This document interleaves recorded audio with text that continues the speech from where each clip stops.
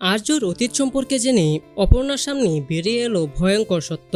অপর্ণা জানতে পারলো সেই হলো আর্যর প্রথম স্ত্রী। হ্যাঁ বন্ধুরা, চিরদিনই তুমি যে আমার ধারাবাহিকের নতুন পর্বে আমরা এমনটাই দেখতে পারবো। বিস্তারিত জানতে হলে এই ভিডিওটি একটুও না টেনে একদম শেষ পর্যন্ত দেখুন। আর আপনি যদি চ্যানেলে নতুন হয়ে থাকেন তাহলে এখন এই চ্যানেলটিকে সাবস্ক্রাইব করে দিন। নতুন পর্বে আমরা সকলেই দেখতে পারবো যে মেঘরাজ সাধু ছদ্মবেশ ধরে এসে অর্ককে একটা বক্স দেয়। যে বক্সের ভিতর ছিল অনেকগুলো ছোট ছোট বল, যে প্রত্যেকটা বলের ভিতর আঁকানো ছিল স্মাইল। আর অর্ক সেটাকে অফিসে নিয়ে আসে, আর অর্ক সেটাকে খুলতেই দেখতে পায় যে ওটার ভিতরে বল।